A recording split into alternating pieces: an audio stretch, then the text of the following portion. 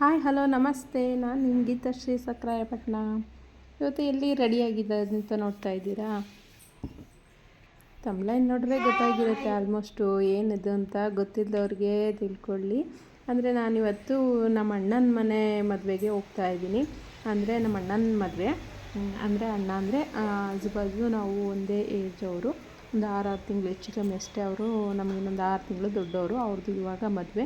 ಹಾಗಾಗಿ ಈಗ ಅಲ್ಲಿ ಹೋಗ್ತಾ ಇದ್ದೀವಿ. ಇದು ಯಾವ ಪ್ಲೇಸು ಅಂತ ಗೊತ್ತಾಯ್ತು ಅಂದ್ಕೊತೀನಿ. ದುರ್ಗಾಸ್ಥಳ, ಸರಸ್ವತಿಪುರ ದುರ್ಗಾಸ್ಥಳ ತಾಲೂಕಿದ್ದು. ಇಲ್ಲಿ ನಾವು ಬಂದ್ವಿ ನೋಡಿ. ನಾವು ಬೆಳಗ್ಗೆ ಬರೋತ್ತಿಗಾಗಲೇ ಸ್ವಲ್ಪ ಟೈಮ್ ಆಗಿಬಿಟ್ಟಿತ್ತು. ಮುಹೂರ್ತ ಎಲ್ಲ ಮುಗ್ದಿತ್ತು. ಬಂದ ತಕ್ಷಣ ದೇವ್ರ ದರ್ಶನ ಮಾಡಿಕೊಂಡು ದೇವ್ರಿಗೆ ದರ್ಶನ ಮಾಡ್ಕೊಂಡು ನಮಸ್ಕಾರ ಮಾಡಿಕೊಂಡು ಹೊರಗಡೆ ಬಂದ್ವಿ. ಅಲ್ಲಿ ಮುಹೂರ್ತ ಎಲ್ಲ ಆಗಿಬಿಟ್ಟಿತ್ತು. ನಾವು ಬರೋ ಅಷ್ಟರೊಳಗಡೆ ಮುಹೂರ್ತ ಮುಗಿದು ರಿಸೆಪ್ಷನಿಗೆ ನಿಲ್ಲಿಸೋ ಟೈಮ್ ಆಗಿತ್ತು. ತುಂಬ ಕ್ರೌಡ್ ಇತ್ತು. ತುಂಬ ಜನ ಇದ್ದರು.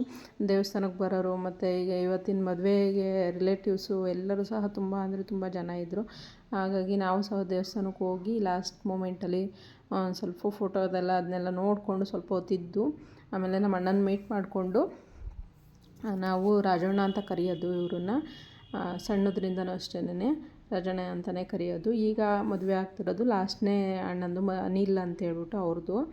ರಾಜು, ಮೂರ್ತಿ, ಪ್ರಕಾಶ್, ಅನಿಲ್ ಅಂತ ಇವರು ಇಷ್ಟು ಜನ ಇತ್ತು. ಇದು ರಾಮಚಂದ್ರು ಅಂತ ಇವ ಅಣ್ಣನ ಹೆಸರು. ನಾವು ರಾಜಣ್ಣ ಅಂತ ಕರಿತೀವಿ ಅಷ್ಟೇ. ಇವರು ನಮಗೆ ಸಣ್ಣದ್ರಿಂದ ಗೊತ್ತಿರೋದ್ರಿಂದ ಹೋದ ತಕ್ಷಣ ಚೆನ್ನಾಗಿ ಮಾತಾಡಿಸ್ತಾರೆ. ಇನ್ನೇನು ರಿಲೇಟಿವ್ ಅಲ್ಲ, ನಮಗೆ ದೊಡ್ಡಪ್ಪನ ಮಗ ಆಗಬೇಕು ಅವರು. ಹಾಗಾಗಿ ಎಲ್ಲ ಹೋಗಿ ರಿಸೆಪ್ಷನ್ ಊಟ ಮುಗಿಸ್ಕೊಂಡು ಎಲ್ಲ ದೇವಸ್ಥಾನಕ್ಕೆ ಹೋಗಿ ಸ್ವಲ್ಪ ಹೊತ್ತಿದ್ದು ನಾವು ಸ್ವಲ್ಪ ಹೊತ್ತಲ್ಲೇ ಟೈಮ್ ಸ್ಪೆಂಡ್ ಮಾಡಿಬಿಟ್ಟು ಮಳೆ ಬೇರೆ ಬರೋಂಗಾಗಿತ್ತು. ಸರಿ ಹೊರಡೋಣ ಅಂತ ಹೇಳ್ಬಿಟ್ಟು ನಾವು ಸಹ ಹೊರಟ್ವಿ. ಹಾಗೆ ನನ್ನ ಚಾನಲ್ ಹಾಗೆ ನೋಡ್ತಾ ಇರೋ ಪ್ಲೀಸ್ ಸಬ್ಸ್ಕ್ರೈಬ್ ಮಾಡ್ಕೊಂಡು ನೋಡಿ, ಸಪೋರ್ಟ್ ಮಾಡಿ. ಯಾವ ಪ್ಲೇಸ್ ಅಂತ ಗೊತ್ತಾಯಿತು ಅಂದ್ಕೊಂಡಿದ್ದೀನಿ. Thank you for the watching. Bye.